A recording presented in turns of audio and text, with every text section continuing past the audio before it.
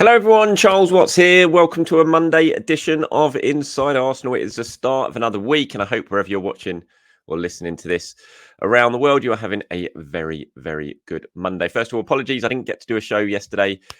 Did mean to, but I'll level with you. I went out on Saturday night, and I was just far too hungover yesterday to even face looking at a computer screen and doing anything. Barely even drunk that much either. Just such a lightweight these days. So yeah, I kind of missed the spot to do it yesterday morning, and I was out family stuff in the afternoon. So yeah, slap on the wrist for me. Too much drinking on Saturday night. It was fun though. So yeah, but we will talk about plenty of stuff today. The international break, of course, continues to rumble on. We are now only 5 days away from Arsenal returning to action, of course. So there is light at the end of the tunnel. Gabriel Jesus, we're going to talk about him. Looks like he is going to potentially play against Argentina, potentially even start against Argentina. We'll sort of round up what else has been going on in the international break. Goal for Leandro Trossard last night for Belgium. Declan Rice has been talking, a couple of interesting points from him. I wanted to discuss Gilberto Silva, who's been talking about the potential for Arsenal to do some transfer business and what he's heard ahead of the January transfer window, and a couple of questions and comments from you guys as well to wrap things up. All right, let's get started, shall we? And we will start with Gabriel Jesus. Now, if you're watching this on YouTube, you can see right there on the screen 2 pictures Gabriel Jesus in full training for Brazil ahead of their game against Argentina. He has, of course, flown over, linked up with the squad last week, didn't feature in their game against Colombia, didn't travel for the game away in Colombia, stayed in Brazil, continued to work on his fitness. Brazil have always been hoping that he was going to be available for the Argentina game. Arsenal were hoping that he wasn't, and that he was going over there just to kind of be part of the squad and be close to the squad. That's kind of what was indicated when talks were going on about him potentially coming up and linking up with Brazil during the international break, despite the fact he hadn't played for Arsenal for basically a month because of his hamstring injury. But it looks like he could well feature. I have to admit, when I saw that Vinicius Jr. had picked up that injury and had gone home and gone back to Madrid, I did fear the worst, that they were potentially, if there was sort of any lingering sort of doubt over whether or not Gabriel Jesus was going to feature against Argentina. I think when Vinicius got injured, that's the moment that I thought, yeah, he's going to play, isn't he? And I think everyone at Arsenal is just going to be sitting back, crossing their fingers and hoping that he gets through this unscathed, especially going up against someone like Christian Romero, if he does indeed start this game. Yeah, it is a worry. I've spoken about it before. I'm just not sure when you haven't played in a month that you can really get thrown back in against Argentina. In a game that's going to be as physical and as intense as that game is going to be. But all we can do is keep our fingers crossed and hope that all of the assessments that Brazil have been doing on Gabriel Jesus and everything they've been saying publicly suggests they have done all the right things. They have, scanned him regularly since he's been over there, and they have eased him back into it.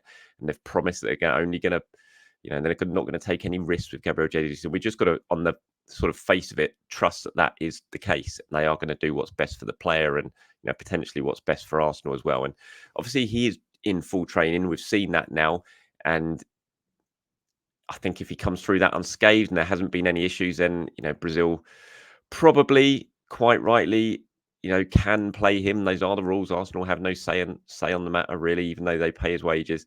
And then just going to hope that he gets through it unscathed. And we could potentially have Gabriel Martinelli starting and Gabriel Jesus starting in this game against Argentina for Brazil, who on the back of the defeat against Colombia, they need this result. Brazil versus Argentina is big, any time that the two countries meet. But on this occasion, Brazil going into it on the back of defeat, Argentina going into the back of it on their first defeat since losing that game against Saudi Arabia at the start of the World Cup as well. So both teams got a little bit of a point to prove.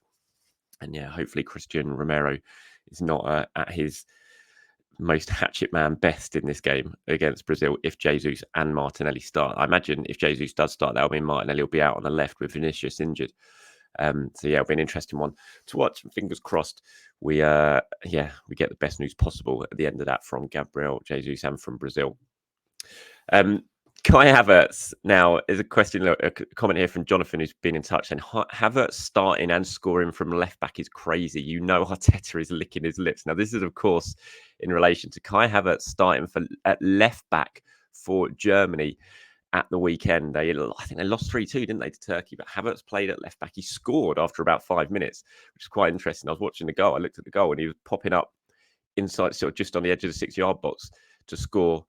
So yeah, it made a real sort of attacking run from left back to be up in that position.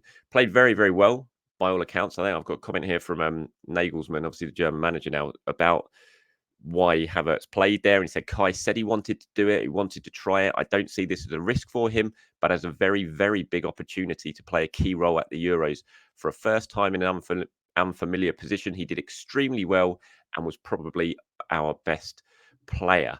Yeah, it is an interesting one. I was at the pub actually on Saturday night when the German team came out, and I saw it on Twitter, and I looked at the formation. I was like, "Is Havertz at left back?" And I sort of passed my phone around the table, showing people the starting 11, and then we're all sort of discussing it at that point. Look, I don't see this. When was it Jonathan? Let me just go back to it. Yeah, Jonathan saying, Arteta is licking his lip. I don't see that, to be honest. I cannot imagine in Arteta's thinking he's seen this and thought, oh yeah, that's something we could do with Kai Havertz. Could play him as an inverted fullback drifting into midfield.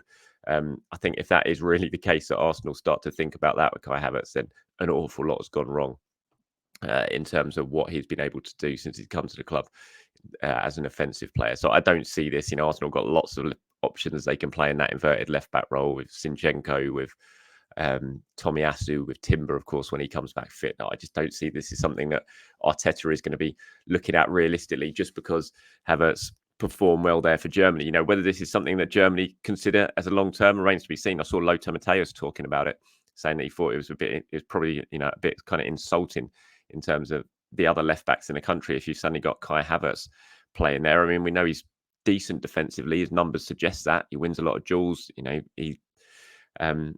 He's done very well in that regard since he's been at Arsenal. It's just unfortunately going forward where he's really sort of lacked, but his defensive numbers are pretty good. But I'd be very, very surprised if that's a position even Germany, no matter what Nagelsmann sort of considers for the long term for Havertz, especially ahead of the Euros. I think if you're a right winger and you came up and you had Kai Havertz playing at left back, I think you'd be kind of licking your lips a little bit at the prospects of that. But fair play to Havertz. Hopefully that goal will do him the world of good when he comes back to Arsenal as well. Give him a little bit of a confidence boost. Declan Rice has been talking. I'm going to quickly get on to his comments. He's been talking about Bukayo Saka, which I thought was interesting, and what it's like to be a £105 million player. But before I get on to that, just on Leandro Trossard, I don't know if you've seen this yesterday. If you haven't, go and search on Twitter or whatever for the bit of skill that Leandro Trossard did in Belgium's win yesterday. He scored the fifth goal. I think it was against Azerbaijan. They won 5-0 and he got the fifth goal. But watch the little bit of skill he does down the left-hand side, this sort of jump in the air and the way he controls the ball and knocks it while it's in the air. Outrageously good. What a technician Leandro Trossard is.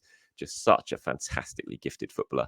And yeah, good that he got his goal as well. So hopefully, like Kai Havertz, that's going to ensure he comes back to Arsenal with a little bit of a confidence boost. But Declan Rice has been talking ahead of England's game against North Macedonia. Some interesting stuff, I think, from Declan Rice I just wanted to go over.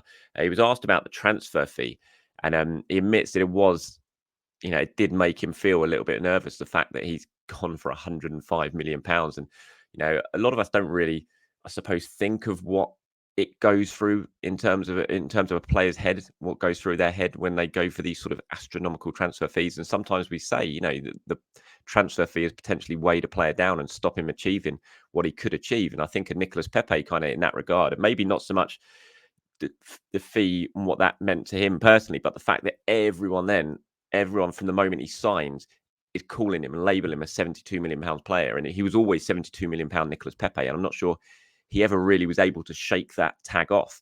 And that maybe played a bit of a detrimental effect on his Arsenal career because he couldn't shake that off. And everyone was expecting him to produce what a £72 million investment should produce. And with Declan Rice, it's the same. I mean, £105 million player. Imagine what that actually feels like for someone. And Rice was talking about it. He said, when the transfer was going through, I was very nervous because of the price tag. It's natural to think about that. You're a human being being bought for £105 million. It just doesn't feel very normal. But that was because of what I'd done at West Ham and what they valued me at. When I signed for Arsenal, I thought I just need to be Declan Rice. Be myself. Don't be any different. Everything will go smoothly. Which I thought were really interesting comments from Declan. So he's right. Imagine that you're just a human being and you're being sold for £105 million. It's just it must be such a bizarre thing to go through and to try and deal with and compartmentalize. But I mean, look, he's brushed it aside. There has been no look of a player who's struggling to deal with his hefty price tag since he's arrived at Arsenal. He's just taken it his stride and just gone on and become such an instrumental player in the team, such a key player of the team already. There's been no nerves, nothing like that. It has not affected him, not impacted him in the slightest. I think that says an awful lot about his mentality, his character, and just how good a footballer he is. And he's just been an absolute revelation since he signed. I thought this was interesting. He was talking about Bukayo Saka as well, and what Saka's having to deal with this season. He said, look, he's so composed and relaxed. I think he's realised now he is not getting the freedom he had last year or the season before. I feel he knows how good he is. We all know how good he is. And the opposition are starting to know how good he is. They are starting to double up on him. They are starting to man mark him. But this is where learning comes in. He is so young. And there are so many different parts to his game, obviously, still to go. And he would admit that himself. Now he has to find new ways to beat the opposition and to play around them to score goals. Even though people say he's had a slow start with Arsenal this year, he is still contributing in most games for goals and assists. And he is someone we desperately rely on and we need. He's a pleasure to play with. I think he's right. I think definitely we're seeing teams line up completely differently with Saka. And a lot of us keep saying, and I say it myself, he's had a slow start to the season. Maybe he's not been at his best so far. And we kind of think of that as a Saka issue. But maybe we need to think about it more as just the fact that he is constantly, not just being kicked, but even when he's not being kicked, when he gets a ball, he's got two players on him all the time. Teams are doubling up on him, sometimes tripling up on him, because they know if you stop Saka, you've got a good chance of limiting Arsenal because he's so important to that attack. The fact that he still manages to produce and still has the numbers that he's shown this season, because despite all that, and despite the fact that a lot of us keep saying he's had a slow start, but when you look at his numbers and what he's contributing, his goal involvements, he's still doing virtually a goal involvement every single game he plays, and that says an awful lot about just how good he is. But maybe does need to find new ways, and I think maybe Arsenal need to find ways of getting the ball to him quicker before teams can double and triple up on him. And, Arsenal have moved the ball a little bit slower this season. I think that's been pretty apparent at times in games.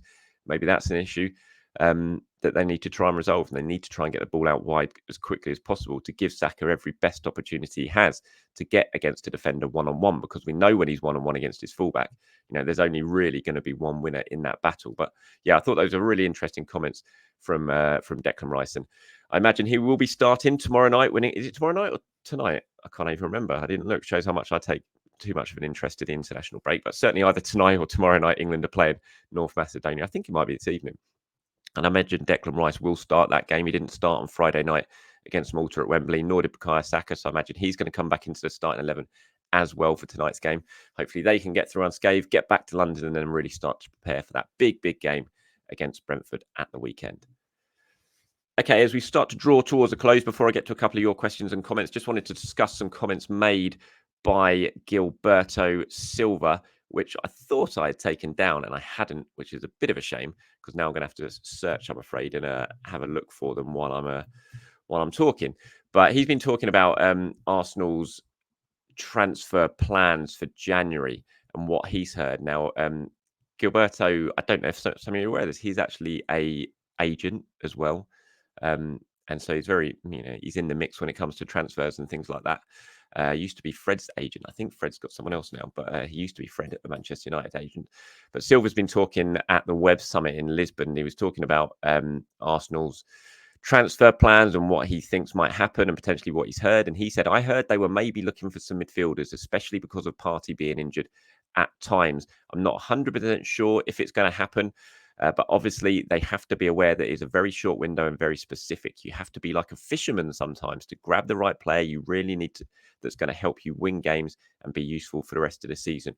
Also, to improve the way you play. It's not about sometimes bringing a player in because you need them. Speaking to people there, Edu, many times they are working hard to have the data and what they think is right for the club in terms of targets. The market is very competitive. Sometimes you have to be fast and not lose the opportunity. So Gilberto, as many people believe, thinks midfielder is probably going to be the key area for Arsenal as we head towards the January transfer window, as we discussed quite a bit on last week's show in terms of potential targets there for Arsenal, whether they really push the boat out and try and sign a Douglas Luiz, whether they can even do that, whether they need to sell to bring money in. That's all going to start emerging and coming out of the woodwork, I think, in the next few weeks or so as we head up to January. Not far away now until that January transfer window. And it's going to be very, very intriguing to see what Arsenal can do, or potentially what's more important, what Arsenal can do in the January transfer window when it comes to possible investment in the team. Okay, just a few comments and questions. Here's one that I just wanted to talk about. This was in response to Everton's 10-point punishment by the Premier League that we spoke about on Saturday's video and the potential ramifications in terms of what that could mean for Manchester City and Chelsea. Here's one that says, "Hi Charles, as and when Premier League levy charges or points deductions for irregularities, it should accrue retrospectively to the year that they occurred, and if so, they should be stripped of their titles, and the second team should be given the titles. What do you say?" I really like your Inside Arsenal Extra Time podcast. Thank you very much about that. Thanks from Mumbai in India. Yeah, I'm sure my brother's in India at the moment. Actually, he's gone over there for a work and family trip, and I was speaking to him because really felt so sorry for India yesterday, losing the World Cup final to Australia. Knew what that would have meant to the country and how excited they were ahead of the final. Been the best team throughout that cricket tournament, throughout the World Cup. They should have won. They deserved to win, but have to say the Aussies, as they always do, they turned up in the final. They stifled the life out of that game with the ball and then did what they needed to do with the bat. Brilliant innings from Travis Head to get them over the line. So congratulations to the Aussies. Commiserations to India. Yeah, in terms of this, I was talking about this actually on Saturday night. Again, just a bit of a chat between mates. And I think if they get found guilty, I think they should be stripped of their titles because basically over that period of time, they've won those titles by having been proved to have cheated, to have got there. This is if they get found guilty, of course. But in terms of handing the titles over, I'm not sure about that. I think probably then you might have to, otherwise there could be a big period of time where no one is champions in the record books. But it doesn't feel right. Say Arsenal got given the title last season in about 2 years' time, whenever this gets resolved.